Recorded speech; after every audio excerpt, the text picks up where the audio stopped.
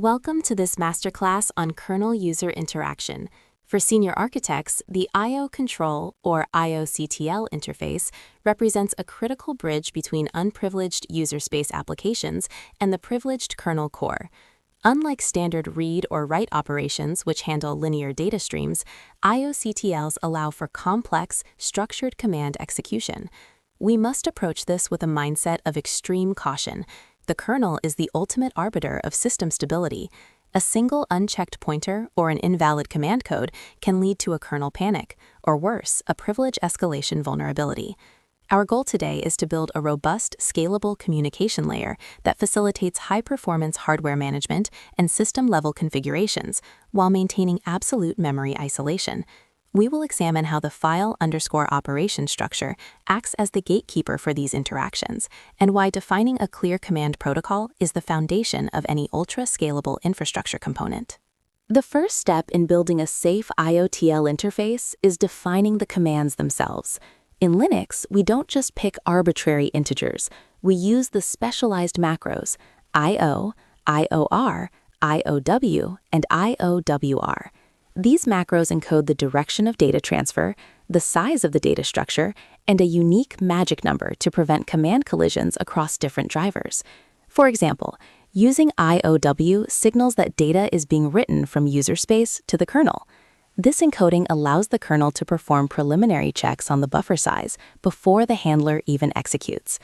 By standardizing these 32-bit command codes, we ensure that our module remains compatible with standard debugging tools like Strace, which can decode these specific bit fields to tell us exactly what an application is attempting to do. This level of transparency is vital for infrastructure engineers managing global-scale deployments where troubleshooting must be rapid and precise.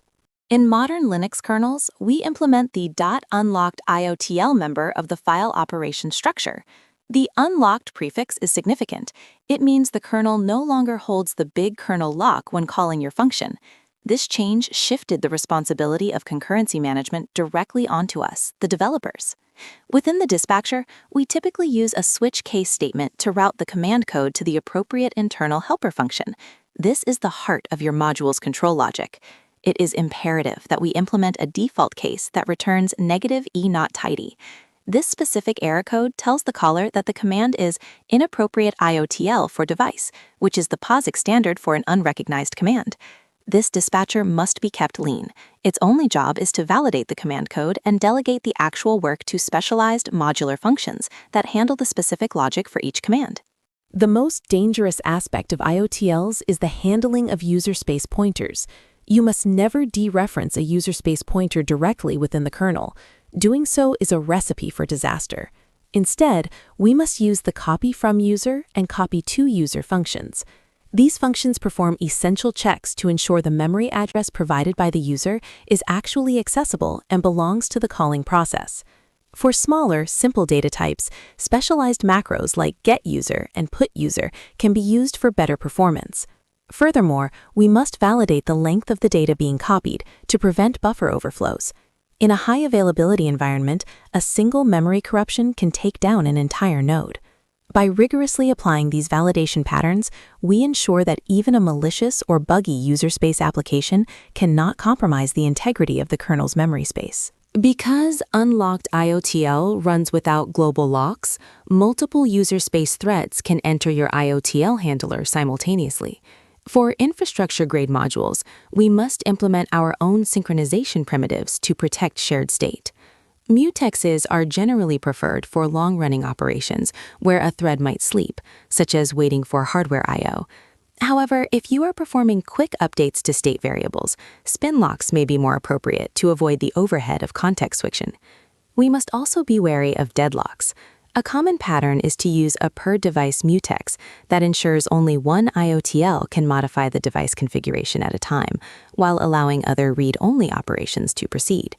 As we scale our systems, the efficiency of these locks determines the maximum throughput of our control plane. Proper locking is not just about safety. It is the key to predictable performance under high load. Security is paramount in kernel development. Not every user space process should be allowed to execute every IOCTL command. For sensitive operations like firmware updates or hardware resets, we must implement capability checks using the capable function. Checking for CAP sysadmin is a standard way to ensure that only a process with root-level privileges can execute potentially destructive commands. Without these checks, any unprivileged user on the system could theoretically interact with your driver to cause a denial of service or gain unauthorized access to hardware resources. In modern containerized environments, these capability checks are even more critical as they interact with namespaces and C groups to define what a container can and cannot do with the underlying host hardware. Always default to the principle of least privilege. Only grant access to the specific commands required for a task. A robust IOCTL interface must communicate failures to user space. We do this by returning standard Linux error codes. Returning -e fault indicates a memory access violation, typically during a copy from user operation. -ein val suggests that an argument passed within the IOCTL structure was invalid or out of range. Using these standard codes allows user space developers to write clean error handling logic using the error variable. It also aids in system-wide monitoring. Tools like Prometheus or ELK stacks can often aggregate these error codes from system logs to provide a health overview of your infrastructure. Never return custom error numbers. Stick to the ones defined in errorno-base.h and errorno.h. This ensures that your module behaves predictably within the broader Linux ecosystem, making it easier for other engineers to integrate with your work.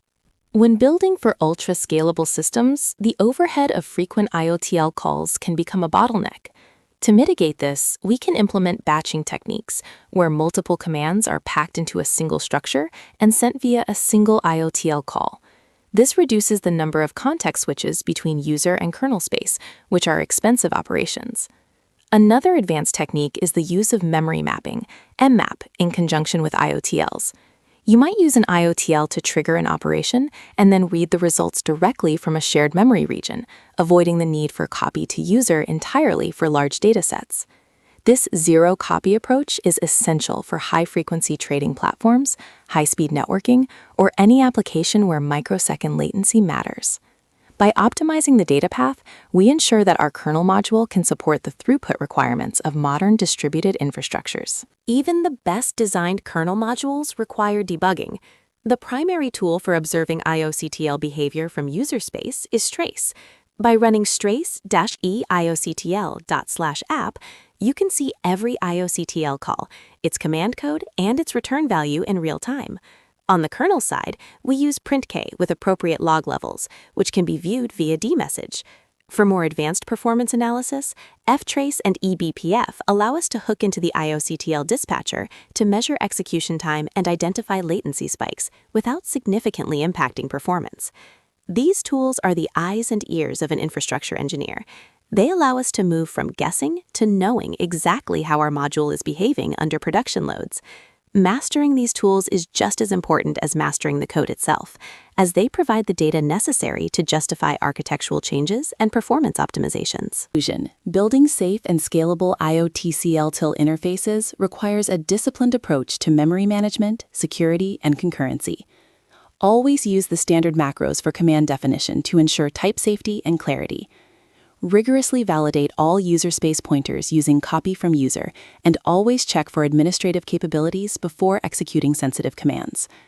Remember that in an unlocked IOCTL world, you are responsible for synchronization. Choose your locks wisely to balance safety and performance. As you design your systems for global scale, consider batching and zero-copy techniques to minimize the overhead of the kernel user boundary. By following these industry-standard patterns, you create infrastructure that is not only powerful and efficient, but also resilient and secure. Thank you for joining this deep dive into kernel module design. You are now equipped to build the next generation of high-availability system components.